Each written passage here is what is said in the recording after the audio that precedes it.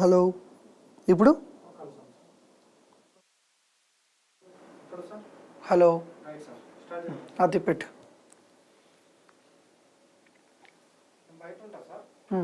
Check చేస్తుండండి నా face అంత okay.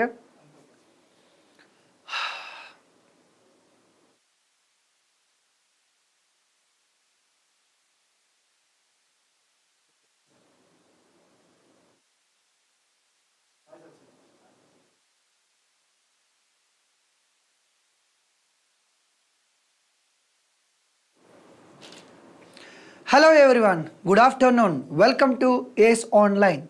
So in this video we are going to have some important current affairs which happened from October 1st to October 3rd. So my dear aspirants, I want to tell you one thing that regularly, today onwards regularly, and you are going to get some important and qualitative current affairs which can be useful for you, UPSC civil service examination, SS related, RRB related, and State Public Service Commission. So because we are going to cover the national and international and also the state level, okay, and also science and technology. So all these current affairs we are going to cover and today onwards. So for every 3-4 days, so I cannot say every day, but I can say that between 3 to 5 days, for every 3 to 5 days between that, and you are going to get some important current affairs and also some important current issues also. Current issues in the sense, so anything happened recently, like any act or any decision taken by Supreme Court or any scheme launched by Government of India. Something, any issue happened, for example recently Women Reservation Bill. So like that, anything happened in India, so we'll come with issue related videos and also the regular current affairs videos also. So I want to tell you one more thing that, so my current affairs videos are not just that current affairs, right? Current affairs in the sense, what happened like that. No, not like that. So whatever happened at national level, international level, or science and tech related, so not only the basic current affairs, and I am going to provide some information related to subject also. So subject with current affairs or current affairs based subject, so that it can be helpful for you any examination and in India, which is civil service or SC, CGL, CHSL or RRB, JL, any examination, and definitely my current affairs are going to helpful for you. So if you want to get the qualitative and time current affairs, so please subscribe this channel. So please subscribe this channel so that and you'll get the regular current affairs. Okay, so without wasting time, let us start with. So come to October 1st, and we are observing as a International Day of Older Persons, International Day of Older Persons, and every day we observe. So there are many people who have a curiosity. What is a curiosity? Sir, where is the need to celebrate a day? Where is the need to observe a day? See, usually we don't discuss about the older people. Usually we don't discuss about the cancer. So if there is a cancer day, if there is a AIDS day, if there is a day for old people, and definitely we are going to discuss. Okay, so that's why the United Nations or any other international organization regularly they try to declare one particular day as a cancer day or AIDS day or habitat day or any day like that, international day of older persons. Next, and the specialty of October 2, not only Gandhi ji Jayanti, but also the birthday of Lal Bahadur Shastri. So everybody knows that Lal Bahadur Shastri worked as a prime minister. So Jawaharlal Nehru, after death of Jawaharlal Nehru, there was a person called Gulzar Lal Nanda. So after death of Jawaharlal Nehru, Gulzar Lal Nanda worked as a prime minister for temporary days, for temporary time, a temporary period, like only few days only. So after that, Lal Bahadur Shastri worked as a prime minister. So during Lal Bahadur Shastri, there was a war between India and Pakistan. And the famous slogan given by Lal Bahadur Shastri ji, the Jai Jawan and Jai Kisan, and one of the powerful Prime Minister of India. Even though he worked for less number of years, but he is a powerful Prime Minister of India. So, and he worked as a Prime Minister of India till 1966. And he was a person, he was died in Tashkent, not in India. He was died in Tashkent. So because the India is going to sign an agreement with Pakistan in Tashkent, and when the Lal Bahadur Shastri went there and he was died. Okay. Next, October 2nd, and one of the most important day, International Day of Non-Violence. Usually October 2nd we Indians celebrate as a Gandhi Jayanti, but the birthday of Gandhiji declared as a International Day of Non-Violence. Of course, no need to discuss all these things, but based on this day, I want to give you some information about Gandhiji. See, if you want to ask a question or tell me something about Gandhiji, it will take almost 1 hour, 2 or 3 hours. In a competitive examination point of view, I can discuss about Gandhiji 1 to 3 hours. But this is a current affairs video, but in less time, I will try to give you more information about Gandhiji in less time. So if you talk about Gandhiji, his titles, Mahatma, Rabindranath Tagore used to call him as a Mahatma, father of nation, and Subhash Chandra Bose ji, during a radio conversation, and he used a term called father of nation, and he called Gandhiji as a father of nation. Next, Bapu. So many people, especially Nehruji, used to call Mahatma Gandhiji as a Bapu. And Kaiser-e-Hind, it is a title given by British. Because Gandhiji supported World War I. Gandhiji supported the World War I, which is led by British. Yes. So that's why he was given Kaiser-e-Hind title. And also some people called him as like Winston Churchill called him as a half-naked fakir. So these are titles of Gandhiji. And the journals which worked by Gandhiji, so Young India, Navajivan, Harijan, and Indian Opinion. So these are journals and where Gandhiji published his opinions or whatever may be. So journals. And what about Gandhiji books? The books related to Gandhiji. The story of my experiment with the truth, everybody knows that. It is like an autobiography. The Hindu Swaraj, 1909, when the Gandhiji was in South Africa. He decided to translate one of the Ruskin book into Hindu Swaraj. And also one more book, India of My Dreams, and one more book, The Key to Health. Everybody knows that Gandhiji was given a lot of importance to the cleanness. The Gandhiji was given a lot of importance to health also. So based on that Gandhiji vision only, and our Honorable Prime Minister Narendra Modi ji launched a campaign called Swachh Bharat campaign. Okay, on October 2nd. Next.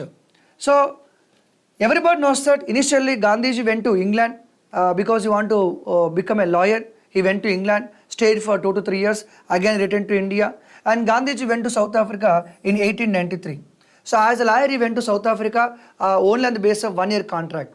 So on the basis of 1 year contract, Gandhiji went to South Africa and he stayed in South Africa in 1915. So between 1893 to 1915, and Gandhiji returned to India 3-4 times. Okay, but he was stayed in South Africa till that time. So 1914, Gandhiji travelled from South Africa to England, and from England he travelled to India. So in 1915 January, so 1915 January 9th, Gandhiji returned to India where he was reached at the Bombay coast. And that January 9th, we are celebrating as a NRA Day. That January 9th, we are celebrating as a NRA Day. And when he was in South Africa, and he was launched a journal called Indian Opinion. Because he want to publish the information, he want to publish his opinion, what is happening in South Africa in different languages, that is Indian Opinion, a journal, a newspaper. And he was found an organization called Natal Indian Congress. Because Gandhi stayed in Natal province of South Africa. So when he was in Natal, he found an organization called Natal Indian Congress and to work for the Indian people. And also Gandhiji founded ashram. In our language it is called ashram, right? So Gandhiji founded Thalse ashram and Phoenix ashram in South Africa. But when Gandhi returned to India and he was founded Sabarmati ashram, everybody knows that, Sabarmati ashram. And later Gandhiji shifted the ashram from Sabarmati to Maharashtra. Sabarmati to Maharashtra. Is it clear? Okay, right. So later, so about the Gandhiji biography in India. I told that 1915 January 9th, Gandhi returned to India. By 1916, he was set up Sabarmati ashram. Okay, right. And later 1917, he was launched Champaran Satyagraha. Which is the first Satyagraha in India. So Gandhiji launched first Satyagraha in South Africa actually. So 1906, Gandhiji launched first Satyagraha in South Africa. So against a bill, against a decision taken by the South African government, which discriminated the blacks as well as the Asian people. So Gandhiji, first satyagraha in South Africa, 1906. So Gandhiji first satyagraha in India, that is Champaran satyagraha in Bihar, against Tin Katiya system. Against Tin Katiya system. Later, so 1918, so Gandhiji launched a satyagraha called Kheda Satyagraha. So Kheda Satyagraha in Gujarat, Kheda Satyagraha. So on the behalf of people, he fought against British government. And also he was launched Ahmedabad textile mill strike.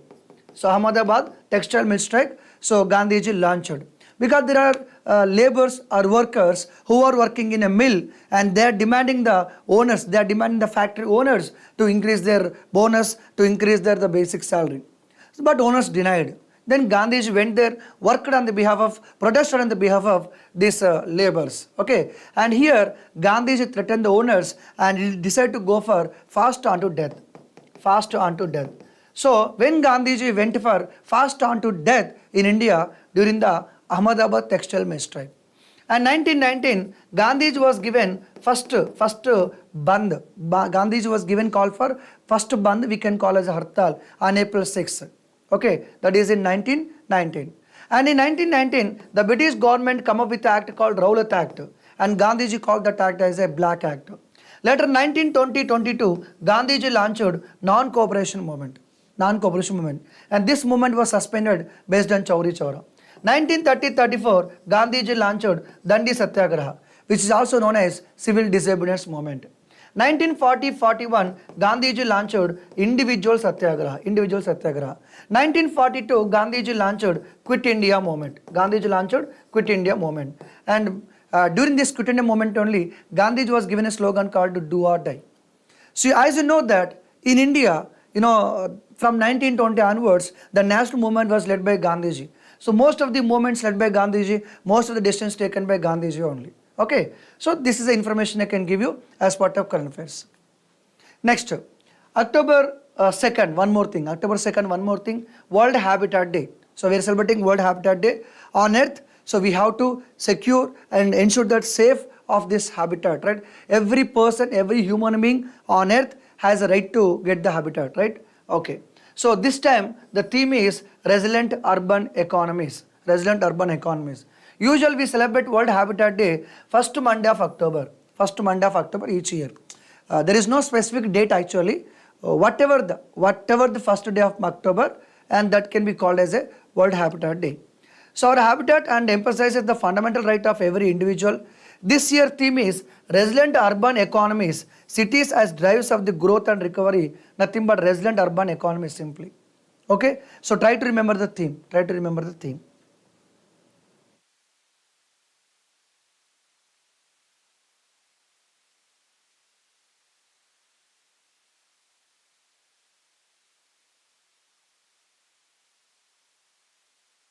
Okay, and some appointments here. So Sharat Kumar, he was appointed as chairman of Press Trust of India. As you know that, so Press Trust of India, nothing but it is a government official, is run by government, and which gives the current affairs or day-to-day things which are happening in national level and international. That is called Press Trust of India, and the new chairman of PTI, the Sharat Kumar. Next, Saugata Gupta appointed as the chairman of Advertising Standards Council of India. So ASCII is nothing but in terms of computer. No, it is not the computer related term. It is related to Indian government, the Advertising Standards Council of India. Usually every day and every time, every hour, hundreds of thousands of ads are playing at electronic media and all other mediums, right? And those advertisements are regulated by and the guidelines given by this organization called ASCI, the Advertising Standards Council of India. Now the new head is Saugata Gupta. Next, Lieutenant General Raghu Srinivasan takes over as the Border Road Organization Chief. So there is an organization called BRO. Usually we have Army, Navy, and also what we call Air Force, right? At the same time we have some forces like CRPF, Central Reserve, CRPF is there, BSF is there, Border Security Force is there, Assam Rifles is there, CRPF is there. Like we have many organizations are there, right, related to military. So then what is the role of BRO, sir? border road organization. So India is having border with Bangladesh, border with Bhutan, border with China, and border with Pakistan, border with Afghanistan. Like we have border with many countries. Definitely at the border, we need to construct the roads. We need to construct the roads, or buildings, or bridges, and we have to maintain also. So for that purpose, we have a special organization called Border Roads Organization. And this border road organization has the responsibility to build roads across the border. So that is called BRO. So I have given some information about BRO because there is a chance to ask a question, which of the following statement is about BRO, or what is the role of BRO? Like that there is a chance to ask the question. So it is a road construction executive force in India that provides support to Indian armed forces. The BRO formed in 7th May 1960 to secure India's border and develop infrastructure in remote areas of the northeast states of the country. BRO develops and maintains the road networks, India border areas and friendly neighboring countries. So totally 19 states and 3 union territories including Andaman and Nicobar where the BRO is working. And also we are working with Afghanistan, Bhutan, Myanmar, Tajikistan and Sri Lanka also. So BRO is operating many infrastructure roads not only in these states and UTs but also in these countries also. Okay, that is the responsibility of BRO because border areas are very, very important. Next, Leander Paes is the first Indian and also first Asian who are part of International Tennis Hall of Fame. So Leander Paes, the first Indian tennis player to be included in the International Tennis of Hall of Fame, the first ever Indian. Okay, you know about the Leander Paes? Yes, he is a person who was given inspiration to many young people and to learn and play the tennis game. And you know about Sania Mirza also. And he is a person, he won 8 Grand Slams. 8 Grand Slams. He won 8 Grand Slams as a double. Is it not a single player? Double player. And he also won 10 Grand Slams as a mixed double player. So mixed in the sense men and women. So if he is playing with men, it is called doubles. If he is playing with women, that is called mixed doubles. And he, Sania Mirza, won many Grand Slams. So Leander Paes was a person who won totally 18 Grand Slams. 18 Grand Slams, and he was awarded with Arjuna Award. He was also awarded with Padma Bhushan also. Leander Paes awarded with Padma Bhushan also. Okay, the great person, Leander Paes. He deserves everything. Next, new president of Maldives, Mohammad Moizu. So new president of Maldives, Mohammad Moizu. Actually, we are worrying about this person because he was a pro-China person. Pro-China person, not pro-India person. If countries like Maldives, plays always a key role in the ocean. Why, sir? Because if you observe that, so this is the India, this is Sri Lanka, where you can see the Maldives. So if the Maldives is under influence of China, definitely we are going to face a problem. Because Maldives, which are very much near to India, if the Maldives is indirectly under control of India, it is going to benefit India. So now today, this Maldives new president is pro-China. So obviously give more chance to China. He will take more decisions related to China, definitely, which is a kind of dangerous things too. I cannot use the word dangerous, but definitely it is a problem to India. He may take more decisions which are related to or encourage China. Okay, right. So Maldives new president is Mohammad Moiz, and the ex-president is Ibrahim Mohamed Solih. Is it clear? Okay. Now, based on this, I want to tell you few things about the Maldives. You can see this is the Indian Ocean. Everyone knows that. Of course, here is we have Bay of Bengal. Here is Arabian Ocean. Totally, this is called Indian Ocean. And here we have a Lakshadweep Sea. And here we have the Maldives. Okay, right. So now come to Maldives. It is a group of islands. I think it is a country which is spread over very, very big area.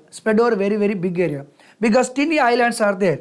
If you observe this Maldives, okay, for example, from north to south, which is more than 900 kilometers, north to south, roughly I'm telling, north to south more than 900 kilometers. I think nearly 1900 islands are there. And Maldives is the lowest country in the world. When compared to sea level, which is the lowest country in the world. Maldives is the lowest country in the world. Maldives is the smallest country in the world in terms of geography, in terms of population.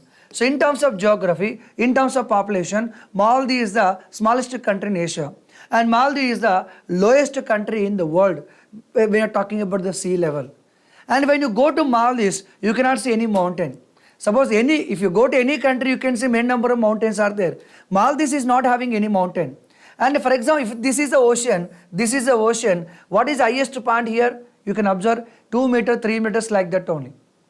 Maldives is having the highest point is, if I am not wrong, like 2 meters like that only. Only 2 meters height only. So most of the land in Maldives, which is almost near to ocean, which may be like 1 meter, 2 meter like that only. Is it clear? So remember these points about the Maldives. Next, International Olympics Committee, Climate Action Awards 2023. So I was thinking that when you're talking about the sports, we also should think about the climate also. Any person, any organization related to sports, if they are working for climate, if they are working against climate change, and definitely they will be recognized, they will be awarded. So IOC started this kind of award called International Climate Action Award. Okay, and these awards given in 3 categories: sustainable travel, innovation, and athletic advocacy. So in this 3 category, the IOC recently announced award. In terms of sustainable athlete category, the British fencer Marcus Mepstead was given an award. And World Sailing in terms of International Federation category. And Spanish Olympics Committee in terms of NOC category. And in terms of innovation, athlete category, the Peruvian sailor Paloma and Sochmith. In terms of International Federation category, the World Rugby was given award. So what are all these things, sir? These are the organizations, these are the people not only participating in sports but also working against the climate change. They are working for the climate. Next, Nobel Prize. So Nobel Prize not completely awarded. So definitely I am going to make a special video once all Nobel Prizes were announced. So till this date, they announced Nobel Prize in medicine as well as the physiology. Everybody knows that Alfred Nobel, and who invented the dynamite, on his name, and we are giving awards from 1901 onwards, and we are giving Nobel Prizes. So my dear students, can you put the list of names in the comment section? So who are the Indians which are awarded by this Nobel Prize? Who are the Indians? I am asking the question about who are the Indians which are awarded with the Nobel Prize. Who are the Indians? Or how many Indians? Everybody knows that Rabindranath Tagore, okay, Mother Teresa, Chandrasekhar, like that. So try to give, but I am going to make a special video on Nobel Prize. So the Nobel Prize in Physics 2023 was given to 3 people. For experimental methods that generate attosecond pulse of light for the study of electron dynamics or matter. Of course, I am not giving in detail. I told that I will repeat the same thing. We'll discuss in detail what is this matter, why these 3 people give an award, and their country. We'll discuss in detail after 1-2 days. The Nobel Prize in Physiology also given to 2 people, especially for inventing vaccine against COVID. Next, mathematician Ruixing Zhang to receive 2023 Sastra and Ramanujan Prize. Everybody knows that we have a great person called Ramanujan, and the great person like mathematician Ramanujan. So in the name of Ramanujan, 2005 onwards, we are giving awards to some young mathematicians from 2005 onwards. So this time we given award to this person called Ruixing and Zhang. Okay, right. Next, recently the WIPO, so World Intellectual Property Organization, recently a report called Global Innovation Index. So they are going to give the rank. Sir, what is this Global Innovation Index, sir? Simply, every country, every place and people have some kind of innovation. So how countries are supporting this innovation? How this country is supporting the innovation? How much they are innovated? So obviously we are going to give the rank.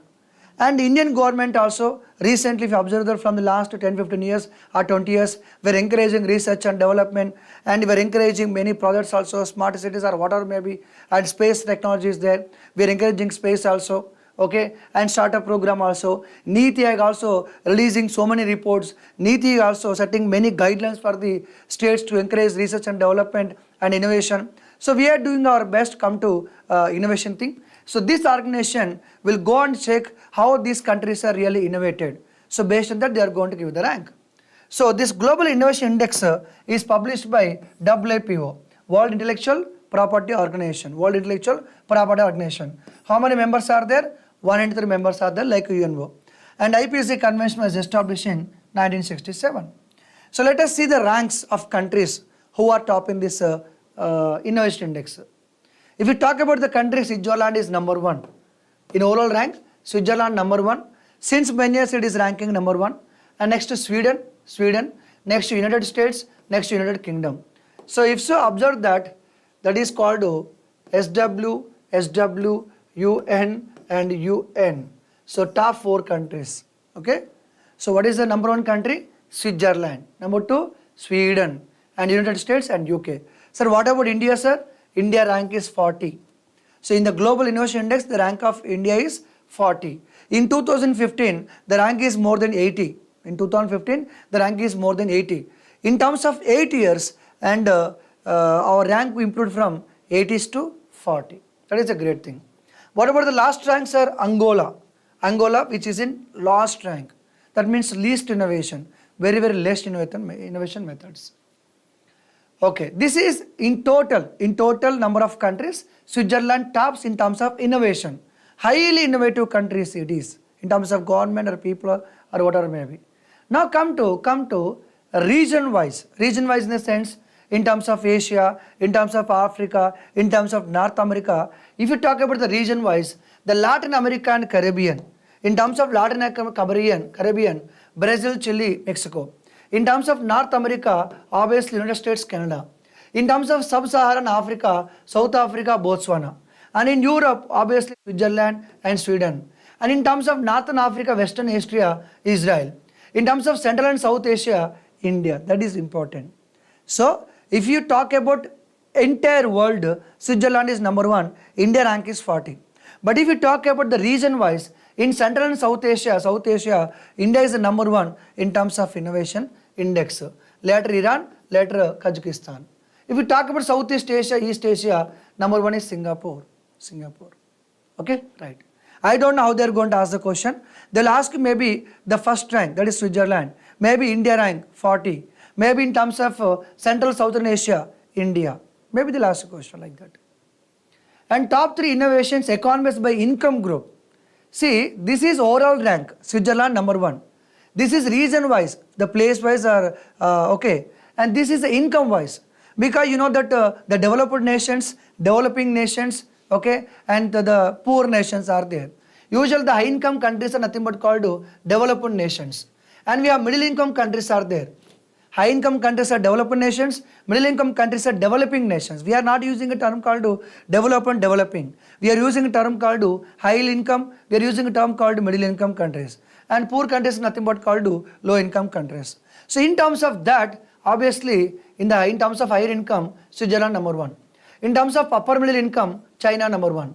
In terms of lower middle income, India is number 1. And in terms of low income, Rwanda number 1. So when you talk about India, 3 things you have to remember. Number 1, in terms of Global Innovation Index, India rank is 40. Okay. In terms of the Southeast Asia, Central Asia, India number 1. And in terms of the lower middle income country, India number 1 rank. Clear? Okay. And this time, not only they list out the Global Innovation Index, and also they mention the top science and technology clusters. They identified some cities, some areas where they given more importance to science and technology, more importance to research and development. So in around the world, in entire the world, they identified 100 places which are giving lot of importance to science and technology and research and development. Is it clear? So they identified 100 clusters, 100 areas are there. The areas in the world where the highest density of inventors and scientific authors also located. So more scientific authors are there and more inventors also there in that area. So when they encourage science and technology, more inventors are there, more scientific authors are there. Tokyo, Yokohama, followed by Shenzhen, Hong Kong, and Guangzhou, Seoul, Beijing, and Shanghai, Suzhou. These are the top clusters where they have more inventors and more scientific researchers, more scientific authors. Okay, so that is what. So S&T clusters are China now has the largest number of clusters in the world. Now they'll ask you a question. According to Global Innovation Index, which country has more number of science and technology related clusters? Answer is China. Simple question. Very simple question. As per Global Innovation Index, so which city top 1 in terms of science and technology cluster? That is Tokyo, Yokohama. Sir, you're talking about top, you're talking about China. Sir, what about India, sir? So don't we have the science and technology clusters? Okay, yes, we have, but out of 100 in the world, India is having only 4 cities. So come to Global Innovation Index report. In that report, out of top 100 science and technology clusters, India is having only 4 cities in the list. 4 cities only. That is called Chennai, Bengaluru, Mumbai and Delhi. So these are the 4 cities which are mentioned as a top 100 science and technology clusters, but not in top rank. So come to India. In 2015, the rank is 81 and 40, 2023. Okay. So as per Global Innovation Index, India need to improve more on infrastructure, more on business sophistication and more on institutions. To improve our innovation, we need to focus on all these things. Okay. Next, President grant assent to Constitution Amendment provide women reservation in Lok Sabha and assemblies. Everybody knows that recently the new parliament building passed a bill called Women Reservation Bill, which is historic in nature. So it is pending in the parliament since many years. So finally it got approved from President of India. Everybody knows that every bill can become an act. Every bill can become act if it is approved by Lok Sabha, if it is approved by Rajya Sabha. Any bill can become an act if it is approved by Lok Sabha and Rajya Sabha, then to send to President of India. Once President of India given his assent, that can become an act only. So now let us have some information about the Women Reservation Bill in examination point of view. So it is nothing but called 128th Constitutional Amendment Bill. Okay, the bill has a name called Nari Shakti Vandan Abhiyan. The bill name is Nari Shakti Vandan Abhiyan. So this bill is going to provide 33% a political reservation in the Parliament and State Assembly. So let us have some important data about the Women Reservation Bill. Definitely there is going to ask the question in civil service, any state level and any examination. See, so the bill was passed in special parliament session which started 18 September. The bill number is 128th Constitutional Amendment Bill. But the once become the act, it is called 106th Amendment Act. So what are the articles included in the Constitution? So 239 AA, which includes 3 sub-articles BA, BB, BC, 330A, 332A, 334A. So these are the new articles inserted into Indian Constitution. Next. So this is the 17th Lok Sabha. When the Constitution bill was passed, Lok Sabha Speaker is Om Birla. So, Women Reservation Bill introduced in the Lok Sabha 19th September by the Minister of Law and Justice Arjun Ram Meghwal, and this was approved by Lok Sabha 20th, passed with only 2 MPs opposed, every MP present in the Lok Sabha supported. So the party is MIM party, which is Hyderabad based party. So this is only one party. This party is having 2 MPs. This is only one party opposed Women Reservation Bill. All political parties supported the bill. This is Lok Sabha. Now come to Rajya Sabha. So at this point, when the Women Reservation Bill is passing, the Rajya Sabha chairman is Jagdeep Dhankar. So the bill is introduced in Rajya Sabha 21st September and approved in the Rajya Sabha 21st September same day. So there was no opposition against Women Reservation Bill. All the MPs present in the Rajya Sabha supported. In the Lok Sabha, 2 MPs opposed. So there is no problem because every political party supported women reservation bill. If they oppose, what happened? If you know that, woman is not going to be voted. Okay, this is women reservation bill, some basic information. Okay, now come to main point about the women reservation bill. Reservation to whom? Women. Reservation to whom? Women. Where? In political matters. Okay, where? In parliament and state. In parliament and state.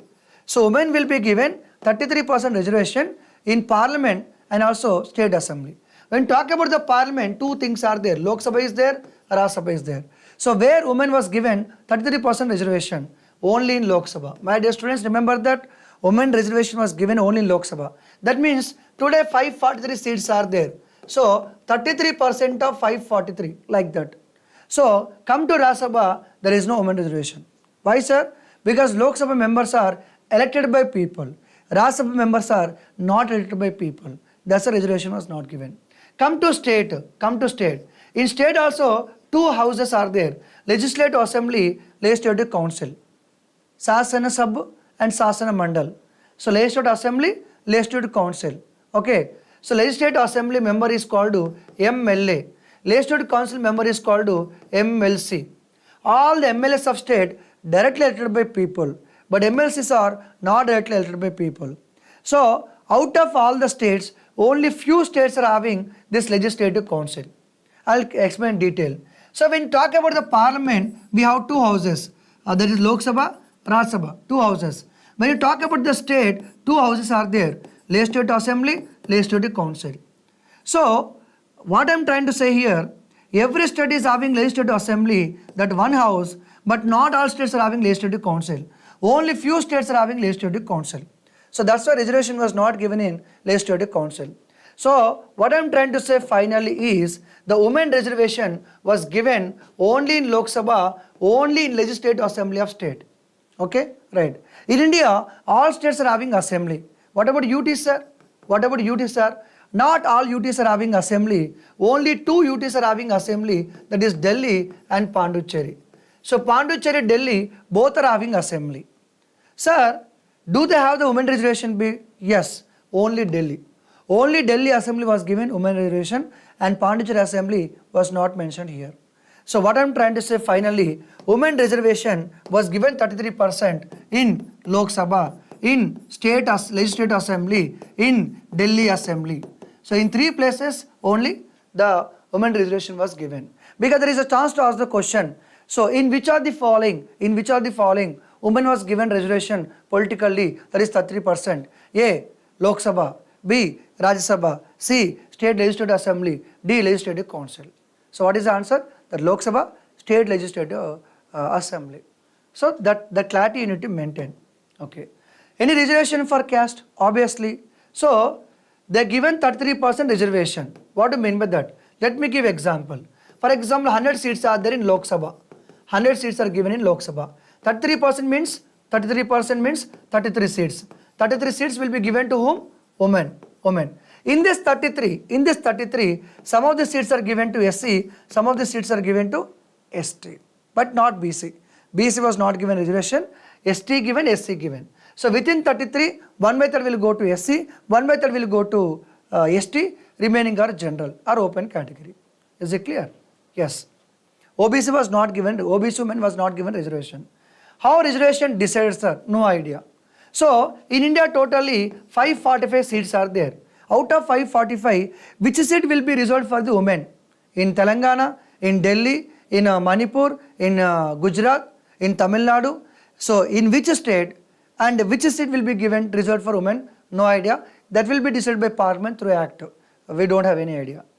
So when reservation is going to effective? Not now. Women reservation is not going to be implemented now. First of all, the government has to conduct the census. That means first they need to conduct the population. So because, sir, why not now, sir? If the population is conducted, if the census is conducted, maybe women population is going to be increased. So when there is a more women population, and women will get the more number of seats, obviously. So after conducting census, they are going to conduct delimitation also. So what is delimitation, sir? Nothing but they are going to reorganize the constituencies. For example, India. India, in Lok Sabha totally we are having 543 Lok Sabha seats. 543 Lok Sabha seats. So delimitation in the sense we are going to organize the new constituencies. That means number of constituents are going to be increased. Okay, right. We'll discuss separately about the delimitation.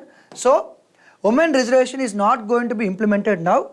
First, elections has to be completed, number one. Later, census has to be conducted. Later, delimitation has to be conducted. Later, women reservation is going to be implemented.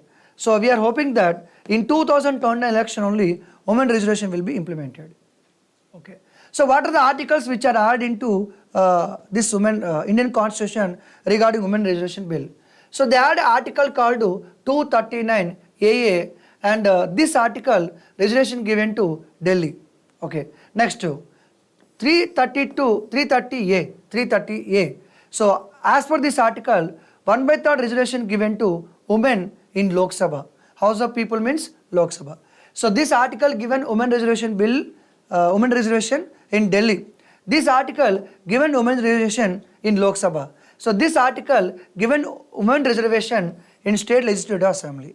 And this article says that the reservation for women will be implemented after delimitation only. So definitely there is a chance to ask the question about these articles. 100% you ought to be remember. 100% you ought to be remember. Okay, delimitation, you have to go through it. One more current affair. On World Tourism Day, Satpal Maharaj, the tourism minister of Uttarakhand, unveiled the country first cartography museum. What do you mean by cartography? The study of maps. Everybody knows that. So the study of maps is called cartography. Cartography, study of maps. So they are going to display all the maps which are related to India, or maybe Everest, or maybe states, whatever may be, all kind of maps in 3D effect going to display in this museum. In Mussoorie, remember that? Mussoorie. Next, London city centre has the slowest moving traffic according to a report. So when you travel in some cities like Bangalore or Mumbai, for example, if you go to Kolkata, the traffic will move like a snail only. Very, very slow manner. The slowest traffic in the world, which city? London. So London has the slowest traffic. Okay. So on average, if you want to travel 10 kilometers, it takes 36 minutes. It takes 36 minutes if you want to travel 10 kilometers. Is it clear? And second is Indian city, the Bangalore city. It takes almost 29 minutes to travel the 10 kilometers. Minimum 29. Okay. So this is as per one report. There is another report is there. Which published by National Bureau of Economic Research. National Bureau of Economic Research. They published top 10 cities which has the lowest traffic. That is called Bhiwandi, Kolkata, Ara. So these are 3 cities mentioned in top 10. Is it clear? Next, editor-in-chief, one of the world's oldest iconic New England Journal Medicine and American professor microbiology and infection disease, Dr. Eric J. Rubin visited India. Simply, he is an American scientist. Recently visited India. That is a matter. Okay. So when this kind of persons visited India, when some terminology was mentioned here, you have to go through it. As a person who is preparing for current affairs, the person who is preparing for this competitive examination, whenever in current affairs, some terminology mentioned, you have to go through that. So now a new study from researcher at the RIKN Center for Integrative Medical Science in Japan report that discovery of an order of gut bacteria that may help protect against type 2 diabetes and obesity by improving insulin resistance. Just go through it. Okay. Union Minister Nitin Gadkari ji and public scheduled on Prague, Czech Republic. What is this? Simply it is called 27th World Road Congress. So recently 2023 where the World Road Congress was held. It was held in Prague, Czech Republic. That's it. That is what to remember. Nothing more than that. Next, Technology and Bharatiya Bhasha Summit. So theme, Technology and Bharatiya Languages. So launch of 75 days, Bharatiya Bhasha Utsav. So recently it was held in Delhi. So they'll ask you question simply that, in which city recently Technology Bharatiya Bhasha Summit was held? In Delhi. Next, Swachhata hai seva. Swachhata hai seva. Everybody knows that our Honorable Prime Minister Narendra Modi ji launched Swachh Bharat Abhiyan. Everybody knows that. We launched Swachh Bharat Abhiyan. So every year from 15th September to October 2nd, we used to launch a program called Swachhata Hai Seva every year. So every department, every ministry at state level and also central level, we have to maintain our premises, our offices in a clean manner. So this time the theme for Swachh Bharat is nothing but called garbage free India. Definitely there is a chance to ask the question. Okay? Ek Tarikh, Ek Ganta, Ek Saath initiative. So what they did is, on the occasion of this October 2nd, the 10 a.m. So every Indian so has to clean, has to participate in the cleaning program, the 10 to 1. Okay, nothing but. Director of Revenue Intelligence saves 955 baby the gastric turtles in the operation Kachap. So not to remember all these things, simple remember that what is Operation Kachap. That's it, you have to remember. What is Operation Kachap? So there are many wildlife species are there. So which are moving from one state to other state or one country to other country in a illegal manner. So recently the DRI, the Director of Revenue Intelligence, captured some people who are moving these turtles from our country to other country, one state to other state. That's it. You have to remember that Operation Kachap related to the wild species. Okay. Recently, Honorable Prime Minister Narendra Modi ji visited some states, Madhya Pradesh, Rajasthan, Telangana. So when he visited these states and he was inaugurated, he was announced to some new schemes. Let us go through that. So PM lays foundation stone and dedicate the nation multiple development projects worth more than 13,500 crores in Mahabubnagar, Telangana. Okay, Mahabubnagar, Telangana. So Nagpur Vijayawada economic corridor.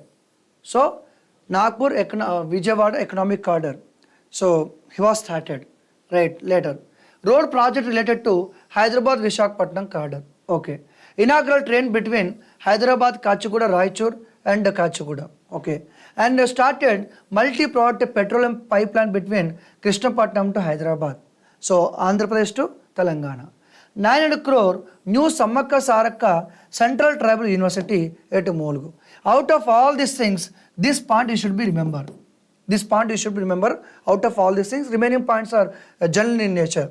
So Modi said that we are going to set up a Central Tribal University at Molgu district and named as a Sammakka Sarakka. So in Telangana, in this Molgu district, crores of people every 2 years, they are going to celebrate the largest tribal gathering, the largest festival in Asia, that is called Sammakka Sarakka Jatara. So these are tribal goddess, the name was given to the Central Tribal University. And also there was a LPG pipeline, Hassan Karnataka, the Cherlapalli in Hyderabad, the project cost is 2,170 crore. But this point you have to remember, this is very, very important point. Next he went to Nizamabad district in Telangana, where he announced one of the most important thing is National Turmeric Board. So Modi announced that National Turmeric Board, which is going to set up by central government in Nizamabad district. This is most important thing out of all these things. And he also dedicated to the nation 800 megawatts, the Telangana Super Thermal Power Plant at Peddapalli district. This is also important. So these 2 points you have to be remember. Okay, Central Tribal University in Telangana, National Turmeric Board in Telangana. These 2 points you have to be remember. Next, Modi went to Madhya Pradesh also. He dedicated the Delhi-Vadodara Express Highway. He was initiated the Giri Parvesh over 2.4 lakhs houses built under Pradhan Mantri Awas Yojana. Remaining that is okay. Next, Jammu and Kashmir villages, 100% villages of Jammu and Kashmir and UT achieve ODA plus model status under Swachh Bharat Mission Z. Okay. So in Jammu and Kashmir, all villages in Jammu and Kashmir, they achieved ODF plus. Sir, what is ODF, sir? Everybody knows that. So open defecation free villages. That means in our common man language, so people are not going outside or outside the house for toilet or whatever maybe. In this common man language I told you. So open defecation. So open defecation free. Okay, there are many villages in the country that declared as a open defecation free. There are villages called ODF plus villages. ODF plus villages. What is this ODF plus villages? It is a village which is maintaining the status of ODF, but also there is a solid waste management or liquid waste management. That means the village is having the facility of solid waste management or liquid waste management. That village is called ODF plus village. Any village which is having ODF status and also having both the facilities like solid waste management, liquid waste management, and it is called ODF plus. ODF plus the rising villages. ODF plus rising villages which is having ODF status and also solid waste management and solid waste management, liquid waste management. Is it clear? So as of 2023 September, the government of India announced that in India 75% of the villages, 75% of the villages are ODF status. 75% of the villages are ODF status. So they may ask a question, please remember these points.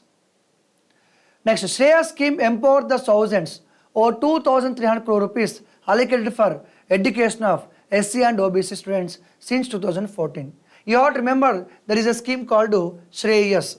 So what is this Shreyas scheme? Simple. Scheme for higher education youth for apprenticeship and skills. So maybe there is a chance to ask a question, the abbreviation of Shreyas, number 1. And number 2, which of the following statement is to regarding Shreyas? A, it is a scheme for old people. B, it is a scheme for youth. C, it is a scheme related to women. Like that there is a chance to ask the question. So Shreyas is a scheme related to youth and about especially education. Suppose you want to go for coaching, right? You want to go for coaching, UPSC, services like that, and they will provide you money. Suppose you want to study in abroad, and you will get the money. Suppose you want to get entrance in IIT is like that, IIT Bombay or whatever maybe, and you will get the money. So this program will encourage the students, and youth and to go for coaching, to go for IITs or higher educationals or to study in overseas. That is what Shreyas scheme. So here there are totally 4 schemes are there under Shreyas. Free coaching scheme for SC and OBC. So the condition is your family income must be below 8 lakh per annum. Top class education for SCs. So cover SC students for pursuing studies beyond 12th class. Okay. And next low SC. If you are SC, if you want to study in other countries, and this scheme helpful for you. National Fellowship for SC students. Fellowship is provided to SC students pursuing higher education leading to MPhil. If you want to go do a PhD, you will be encouraged. Okay. So remember the Shreyas abbreviation. Remember that the Shreyas related to youth education. Next, 5 lakh street vendors covered under PM Swanidhi scheme. Everybody knows that in 2020 and 21 and due to COVID, many the small business people, street vendors affect a lot. They are the people affect a lot. So now government of India, in order to encourage them to go for business and launch a scheme called PM Swanidhi scheme. Under this scheme, the government will provide the loan to them so that they can continue their business, they can continue their livelihood. Is it clear? So launched in June 1, 2020, aim to facilitate collateral-free loan. Usually, for example, I am selling what we call some coffee mugs, or I am selling some breakfast, for example, or in Indian time. You are doing something on street, right? Or I am selling the fruit, or selling the flower. I am a street vendor. I don't have any properties, because whenever you want to get the loan from banks, they'll ask you where is the security. Whenever you want to get a loan from bank, they'll ask you security. Do you have a house? Do you have a land? See, as a street vendor, how can I have a land? How can I have a house? So when you don't have this security, when you don't have this house or land, you cannot get a loan because you don't have the security. So government is providing collateral-free loan. That means in spite you are not having any security, no land, no house, nothing is needed. So at a free of collateral, you will get a loan from bank. Is it clear? So it is implemented by Ministry of Housing and Urban Affairs. and disbursement of a remarkable almost to 65.75 lakh loans were distributed and benefiting over 50 lakh street vendors and total value exceeding 8,600 crore. Wow, super. So this is called PM Swanidhi, PM Street Vendor, PM Street Vendor Atmanirbhar Nidhi. Is it clear? Interest is just 7% only. Okay. No copyright in scriptures but their adaptations protected, Delhi High Court. What is this? Scriptures in the sense, for example, Ramayana. So Ramayana is a scripture, okay, and Bhagavatam is a scripture, Mahabharatam is a scripture. Suppose I published a book which is talking about Ramayana story, as it is, okay. So can I claim a copyright on Ramayana book? Did the Ramayana story written by me? No. Ramayana story, the Bhagavad Gita, Bhagavatam, all the scriptures written many thousands years ago, right? No person has the right to claim on Ramayana. No person has right to claim on Mahabharata. How can I claim on Ramayana book? So Ramayana book is everyone, is open, right? I cannot say that I wrote a book on Ramayana, I can say that Ramayana story belongs to me. No. So no one has a right to claim a copyright on like scriptures like Bhagavad Gita, Ramayana, Mahabharata. But one thing is there. Suppose I made a movie like Adipurish, for example. I made a movie Adipurish based on Ramayana. I have all right on Adipurish movie which is based on Ramayana. But I don't have a right on Ramayana story. Anybody can make the movies on Ramayana. Okay? Right? So no copyright in scriptures but their adoptions protected. Is it clear? Suppose I have made a TV series on Ramayana. I have right on Ramayana TV series, but I don't have a right on Ramayana story. I don't have a right on that Ramayana book. Okay, that is what Delhi High Court said. Next, green economy is going to be the new addition to India's future growth, says Union Minister Yajendra Singh. Recently, we are talking about blue economy related to ocean, green economy. We are talking about bioeconomy. Different terms we are using. For example, bioeconomy. 2014 our bioeconomy value $10 billion. Today $88 billion. We are expecting that it is going to grow by $125 billion by 2025. They'll ask you question. So bioeconomy expect to grow $125 billion by ABCD 2025. And also recently Honorable Prime Minister Modi ji started Anusandhan National Research Foundation. Anusandhan National Research Foundation. As know that every country should have a research foundation institution which should encourage the research. For that purpose, with 50,000 crore rupees, they started the National Research Foundation. NRF will promote the culture of research and innovation throughout India's universities, colleges, research institution. So through this foundation, by providing the money as assistants, we are going to encourage the colleges, universities, private institutions more in research and innovation. Okay, right. Next, IMD. Despite El Nino, 73% areas received normal rainfall. So this year we thought that because of El Nino effect, we are going to receive the very less rainfall.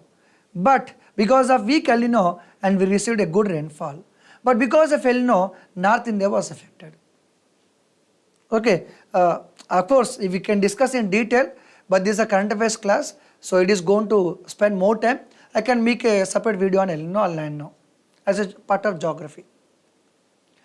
Aspiration block program will be 100% successful like aspirational district program by PM Modi. PM said that more focus should be on the optimum utilization of resources and also on convergence enabled to carrying out the work development of our any block without spending extra. We are going to take care of one block as a unit, and we are going to more focus on development. Okay. India-Bangladesh concluded 15th joint working group trade meeting, discuss several bilateral issues. Everybody knows that India and Bangladesh, so both are having good friendship, right? So Bangladesh is a very good neighbor, right? So every year we'll have a meeting. And during that meeting, we are going to discuss about the trade between India and Bangladesh, what we have to do, what not to do, about the taxes, restrictions, and also smuggling is going on between Bangladesh and India. More people are coming from Bangladesh border to India. They're smuggling drugs and weapons, everything. Like that every year we are going to discuss. This happened every year, not today, every year happened. So this time this meeting headed by Joint Secretary Vipul Bansal of Ministry of Commerce. So this time meeting was held in Dhaka. And this time they discussed about removal of port restrictions, and they discussed about comprehensive economic partnership between India and Bangladesh. They are going to be discussed. Okay, right. This is a common thing. So based on this, we should focus on what is the, as a student who preparing for competitive examination, so which states are sharing boundary with Bangladesh? Which states are sharing boundary with Bangladesh? What is the distance between all these things? Okay, we should know it. So if we talk about the Bangladesh and border, Bangladesh having border with West Bengal, having border with Assam and Meghalaya and Tripura and Mizoram. So Bangladesh sharing its border with 5 states. What are the 5 states? West Bengal, Assam, Meghalaya, Tripura, and also the Mizoram. Okay, so these states are sharing boundary with Bangladesh. And longest boundary, everybody knows that, longest boundary. Okay, now come to India-Bangladesh current affairs, which happened from the past 1 year. India-Bangladesh current affairs. So July 23 launched a trade transaction in rupees. Usually, when one country having trade transaction with other country, they are doing in dollar. Everybody knows that. So dollar is highly demanded and dollar is accepted everywhere. So suppose we are exporting something to Bangladesh, we'll ask payment in dollar. Bangladesh is exporting something to India, they'll ask payment in dollar also. But now we decided that let us have the payment in rupees only. So no need to depending on dollar, no need to make payment on dollar. So India, Bangladesh accepted that, agreed that let us have the make payment in rupees only. So we are going to avoid the dollar. That was happened in July 2023. And 50 startup exchange program between India and Bangladesh. And recently there was a discussion about the Daviki land port in Meghalaya.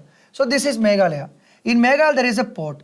From that port, we are going to do something export and imports between India and Bangladesh. Okay, and there is a festival called Sylhet Silchar festival between India and Bangladesh in Assam. Okay, and Indian Bangladesh pipeline, friendship pipeline was started. India and Bangladesh friendship pipeline was started. So what is this pipeline, sir? In a sense, so we are going to export the diesel. We are going to export the diesel from India to Bangladesh, and that pipeline we called as a India-Bangladesh friendship pipeline. So we are going to transport the refined oil from Numaligarh Refined Limited. So it's going to connect Siliguri in West Bengal and Parbatipur in Bangla. It is going to connect to Siliguri, what is called Siliguri in West Bengal. It is going to connect Parbatipur in West Bengal. The project cost is 346 crore amount and 130 kilometer pipeline, which is going to transfer 1 million metric per year. So Bangladesh is going to import diesel for 15 years from that day. Okay, remaining all these things, Bangladesh has been the second largest among the tourist gathering market for India in 2021. And between India and Bangladesh, there are 2 exercises are there, Sampriti and also Bongo Sagar and Sampriti. These are 2 military exercises between India and Bangladesh. Last time there was a news that Akahura Agartala rail link, that is also in the news only. And India and Bangladesh sharing 54 rivers in common, like that. So India and Bangladesh army joint exercise called Samprati. Samprati 11 is a joint military exercise between India and Bangladesh. So recently held in Umroi in Meghalaya. Next, first training squadron port in Kalang, Meghalaya. Next, General Manoj Pandey, Chief of Army Staff of the Indian Army, embarks on official visit to Tanzania. So Indian Chief of Staff recently visited Tanzania because we want to maintain good relations with in terms of army, and our army gifted bulletproof jackets to Tanzania soldiers. We gifted bulletproof jackets to this Tanzania. So in talking about Tanzanian geography, Tanzania is a country which is located East Africa. Tanzania is a country which is located East Africa, which is having having the Indian Ocean as a boundary. Come to Tanzania, which is having a boundary with sharing boundary with Kenya, sharing boundary with Uganda, and also Rwanda, and also Burundi, and also having boundary with Zambia and also Mozambique. So it is sharing boundary with a main number of countries, men of countries. In about the Lake Victoria, the great famous Lake Victoria is not only in Uganda but also in the Tanzania also. So Lake Tanganyika is also very very important lake. So when the country in the news, you have to go through this map. You have to go through the geographical features also. That is very very important. Okay, WHO approves R21 malaria vaccine for use. Everybody knows that every year more than 270 million people are dying due to malaria, which is out of all death, nearly 90% of malaria death in Africa. Out of the malaria death, 90% death in among the children only. So very very dangerous disease, that is malaria, and that malaria is caused by mosquito. Everybody knows that. So earlier the WHO approved a vaccine for malaria. That was the first vaccine, and this is the second vaccine. It is the second vaccine for malaria. There is R21, also known as Matrix M malaria vaccine, approved by WHO. And this vaccine was developed by Oxford. This was developed by Oxford and also Serum Institute of India. So both developed this malaria vaccine. It is the second vaccine. So R21 Matrix M malaria vaccine by the University of Oxford, Serum Institute of India, and Serum Institute of India CEO and Poonawalla. Okay. So this is the data about the malaria, because sometimes based on the current affairs you have to go through subject. So this is related to biology, obviously related to biology. So mostly this malaria spreads through female Anopheles mosquito. Everybody knows that. The malaria also can be spread through blood transfusion and contaminated needles. Remember this one. They'll ask you question, which of the following statement is true regarding malaria? Yeah, it can spread through blood transfusion. You'll have a doubt. How malaria can spread through blood transfusion? Yes, it can be spread. Okay, right. There are 5 Plasmodium parasite species that cause malaria. The malaria can caused by 5 Plasmodium parasite. Out of this 5 Plasmodium parasite, the P. falciparum and P. vivax are dangerous, and this one is very very dangerous, which can cause death also. In 2021, as per WHO, nearly half of the world population was risk of malaria. Okay, right. And in that year there were estimated 247 million cases of malaria worldwide. Estimated number of malaria deaths today and this much, 6 lakh 19,000 died. Okay, roughly. And African region account for 95% of case, 96% of death. That means in the world 100 malaria cases are there, 95 cases in Africa. So if in the world 100 people died due to malaria, 96 in Africa only. And children under 5 accounted for almost 80% of death. This is what statistic about the malaria. Okay, right, go through that. This is the first vaccine of malaria, This is the second vaccine. Second vaccine is called R21. The first vaccine for malaria is RTS or AS01 malaria. Okay, this is the first vaccine. Next, I have to buy 156 more Prachanda light combat helicopters. It is talking about the Prachanda. What is Prachanda? It is a helicopter. What is this Prachanda helicopter specialty? Number 1, which is manufactured in India by HAL. Number 2, it is the only one helicopter in the world which can land and take off above 5,000 meters. Above 5,000 meters. Okay? Which is the only one helicopter in the world. Okay? Prachanda means helicopter, remember that. Who are manufacturing? Hindustan Aeronautical Limited. Iran claims launch of imaging satellite Noor 3 into orbit 450 kilometers above. Simply the last question, recently Noor 3 satellite was launched by which country? Iran. That's it. So these are the only 3 days current affairs.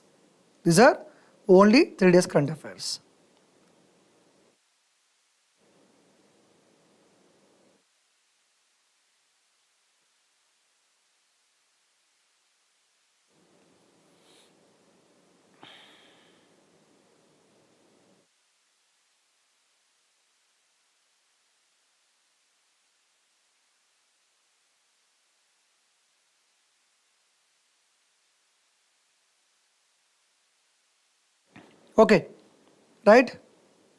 So after 3-4 days, I'll come up with once again current affairs. So this is the first video of this October month, right?